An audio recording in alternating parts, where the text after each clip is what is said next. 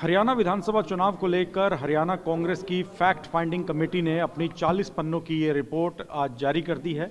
हमारे साथ इस वक्त इस कमेटी के चेयरमैन करण दलाल मौजूद हैं।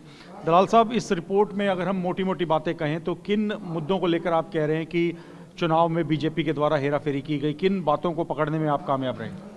इस रिपोर्ट में मैंने ये दर्शाया है कि पहली दफ़ा एक बहुत गैरकानूनी काम चुनाव आयोग ने जानबूझ करके किया कि 5 तारीख को पड़ने वाले वोट की हल्का वाइज बूथ वाइज संख्या कितनी थी वो आज तक भी नहीं दिखाई गई। केवल परसेंटेज का हवाला दे करके ये कहते रहे कि कितने % वोट बढ़ा है। रात के 12 बजे तक बढ़ाते रहे, गिनती से पहली रात को भी, पहले दिन भी ये परसेंटेज बढ़ाते रहे।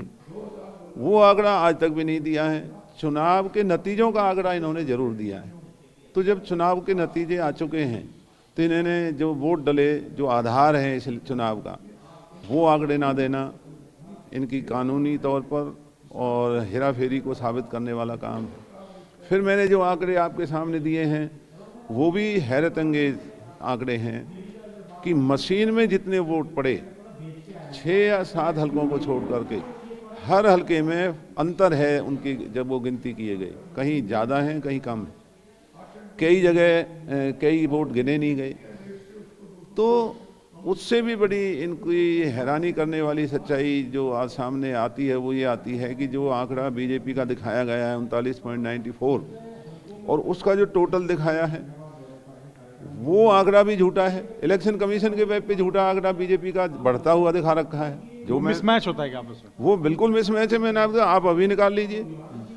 तो अगर बीजेपी के आंकड़ा वो माना जाए जो इलेक्शन कमीशन दिखा रहा है तो फिर इनका परसेंटेज 39.94 नहीं, फिर तो 40 से ऊपर है और फिर कांग्रेस का भी ऊपर है। अच्छा, ये क्या सभी सीटों पर आप मानते हैं कि इस तरह से हुआ है या कुछ चुनिंदा सीटों पर ही इस तरह से आप मानते हैं कि जो आप दावा कर रहे हैं, जो आप डाटा पेश कर रहे हैं कि हेराफेरी की गई है, तो क्या चुनिंदा सीटों पर ये सब कुछ हुआ? जी, ये चुनिंदा सीटों पर ये 30 और 35 के करीब सीटें हैं जिनका इन्होंने चिन्हित करके और इस तरह की हरकतें वहाँ पर करके, बाकी हर हलकों में ईवीएम ना करके अधिकारियों का दुरुपयोग हुआ है। कहीं धन बांटने का हुआ है, कहीं धर्म के नाम पर वोट मांगे गए हैं जो कि गैर कानूनी है। कानून को धता हर हलके में बताया गया है, लेकिन कितने ईवीएम, कितना पैसा, कितना डर, कितना भय अफसरों का रहा है, ये मैं अपनी 2 महीने के बाद जो रिपोर्ट आपको देने जा रहा हूँ उसमें सबका आगे और रिपोर्ट्स भी आप जारी करेंगे? ये तो इंटरिम रिपोर्ट है। जो पूरी रिपोर्ट आपको हर मुद्दे के ऊपर सच्चाई आपके सामने रखेगी वो रिपोर्ट मैंने भी देनी है। अच्छा, इस रिपोर्ट में ईवीएम के साथ पोस्टल बैलेट्स को भी आपने काउंट किया है या सिर्फ ईवीएम के ही आप डाटा में आप मान रहे हैं कि थोड़ा सा अंतर या फर्क आपको पाया है? नहीं, जो वोट डले होते हैं वो टोटल वोट मैंने इसमें दिखाए और मैंने ये दिखाया है कि टोटल वोट जो डले हैं जब वो गिने गए तो वो टोटल नहीं थे, या तो उससे ज़्यादा है या उससे कम, जो कि दुनिया में शायद कहीं नहीं हो सकता, क्योंकि EVM is like a calculator. जितनी वोट डलेंगे उतने ही गिने जाएंगे।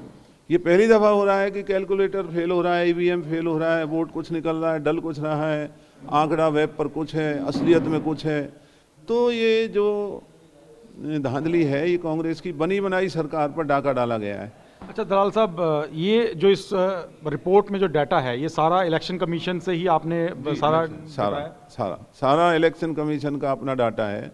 तो आपको लगता नहीं कि इसको आपको कोर्ट में चैलेंज करना चाहिए? अगर इतना ज़्यादा फर्क है, इतना ज़्यादा डिफरेंस आ रहा है आपके कैलकुलेशंस में जो आपने जारी किया आज, बाकायदा आपने तो एक डॉक्यूमेंट जारी कर दिया, अगर ये गलत हो तो इस पर आप कैसे इसको कहेंगे और क्या आप हाई कोर्ट या आगे कहीं जाने की तैयारी कर रहे हैं? जी, मैं पहले भी सुप्रीम कोर्ट में गया हुआ हूँ चुनावी जो विसंगतियां हैं, चुनाव आयोग की गुस्ताखियों को लेकर के, और 15 से ज़्यादा पिटीशन, इलेक्शन पिटीशन पहली दफ़ा जब से देश आज़ाद हुआ हरियाणा के हाई कोर्ट में डाले गए हैं।